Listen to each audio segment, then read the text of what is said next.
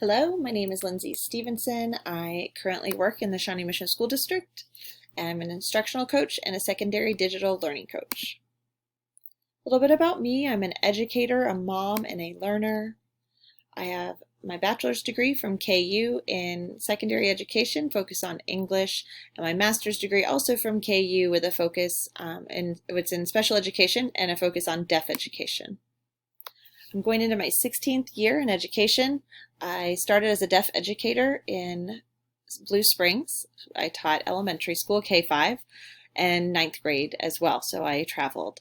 I was an English and reading teacher at Olathe East High School for 11 years, and then an instructional facilitator in Leavenworth schools at the middle and high school. I had an opportunity to do book adoptions, mapping curriculum, supporting PLCs, designing professional development for both middle and high school, and coaching teachers and mentoring teachers within the classrooms.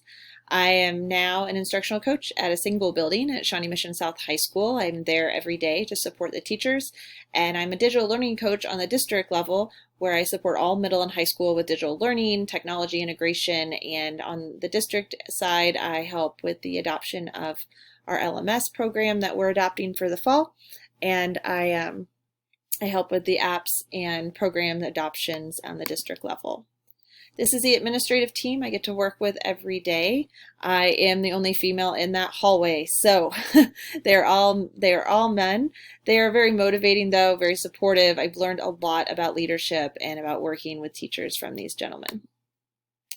And I am also very fortunate that a majority of the teachers that I work with are all leaders themselves. They're all teacher leaders. They are always willing to step up and support each other and coach each other and really work together. And I've been really impressed and fortunate to work with the teachers at Shawnee Mission South.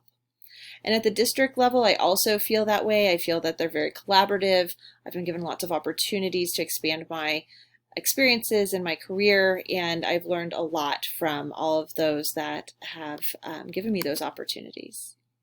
I live in Edwardsville, Kansas, which is near the Legends for those of you who are familiar with Kansas City area. I live on a little more than an acre with my husband, who is a teacher, social studies teacher at Olathe East High School, and my daughter, who is an 8-year-old and will be a 3rd grader at Edwardsville Elementary next year. I have 4 dogs, 3 cats, 16 chickens, so they keep us very busy, and I start my day at 5:45 in the morning right now, even though we are on summer break and even though we've been working from home, and I start my day by feeding all the fur and feathers, so that's keeps me busy here. I enjoy traveling, although we don't get to travel very much because of all of our animals. It's costly to have a house sitter come out and take care of them. But when I do get to travel, I enjoy going to Colorado. I enjoy hiking. I enjoy being outside and being able to ride my bike. So Colorado is one of my favorite places to go and visit. So discussing professional culture and standard 7.2. The power of collective capacity is that it enables ordinary people to accomplish extraordinary things for 2 reasons. One is that knowledge about effective practice becomes more widely available and accessible on a daily basis.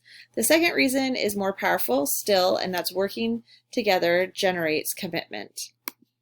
So having those relationships and the commitment to each other truly helps our professional culture. In our building, it helps us to build that professional culture. I also feel like in my role, the more present I am in classrooms and hallways, and the more available I am to teachers and staff, it helps me with building relationships and trust with them because I am more reliable and dependable that way. And being transparent with my communication and being clear with communication also helps people to recognize that they can trust me and know that I will tell them what I am able to tell them and what I know, and just keeping no secrets so that people don't start to create their own stories. I tell teachers the same thing when they're building relationships with stakeholders and parents, is that the more transparent they can be, the less those people create their own stories. And then building trust is having that reliable curriculum and support in professional learning communities, having administrative support and resources and time, but building these relationships amongst staff members. So helping our staff members to get into each other's classrooms. We do what's called learning walks. where teachers on their plan can go observe any classroom that has a sign on their door that day. We do those once a month, and just helping teachers feel comfortable having their peers there and learning from each other, as well as helping them to develop their leadership skills and helping to continue to develop our mentoring program for our new staff. Even if you aren't a first-year teacher, we help get you acclimated to our building by giving you support of another teacher within your department that is kind of assigned as your mentor. And then keeping everything student-centered, so responding to our students and supporting our teachers in their learning on how to respond to our students. And then as always, reminding teachers that self-care is a priority. And I find a lot of times people just need permission for that. They need someone to say, it's okay to take care of you first. I think teachers definitely put others before themselves by habit, by personality traits, by nature. That's just what teachers do. So having administration that reminds you and gives you that permission to take some time for yourself is very important in building that professional culture.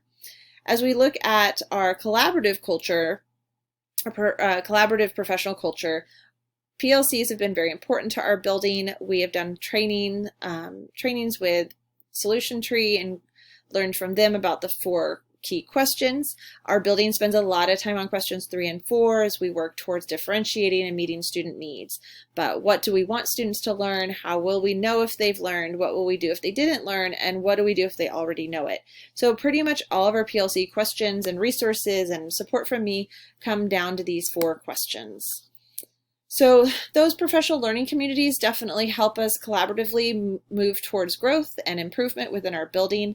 We use data and common formative assessments to help us strive towards what's the next step. How do we meet the kids here? And what do we do to meet the ones who didn't get it yet? So I've been very fortunate that our building leadership team is very strong, and our department chairs are very strong and have helped this process in our buildings to also continue to develop and grow. Creating an environment where teachers don't want to leave, so keeping that retention. We have very little retention at Shawnee Mission South. Teachers really enjoy being there. And I think from some of that, it's the idea that we do have those relationships. We have teachers who are leaders. We have teachers that thrive on learning and learning together and from each other. So I think that is one thing that helps build our retention, as well as the recognition that our administrative team is built in. So we have a weekly Hard Hat Hero that the administrative team picks every week, and they are recognized in their classroom while they're teaching in front of their students. And then we have a monthly culture award that our staff members, our teachers, vote on and decide who gets that each month. And then we also have the end of the year spirit and culture award. And that is the ultimate award in our building, is that is the person that represents South culture the best. So I think having those opportunities to recognize and let people know you see the hard work and you see what they're doing is something that matters. I think people like to know that they are recognized. Learning, I think, is important too, giving teachers ownership over their own professional growth, giving them choices in what direction that they're going to learn. Even when we have training that is mandated, we're still able to give teachers options in how they learn that training. So for diversity training, we're able to give them choices of listening to podcasts or reading articles or watching a video, and they can kind of choose how they want to receive that information. And then finally, giving that opportunity for well-being. We have a team of teachers that designs and develops a schedule where people can do walks after school, go to yoga classes together. So they give lots of opportunities for teachers to focus on themselves and keep themselves healthy. These are my resources, and I look forward to getting to know everyone and working together in this class over the next few weeks.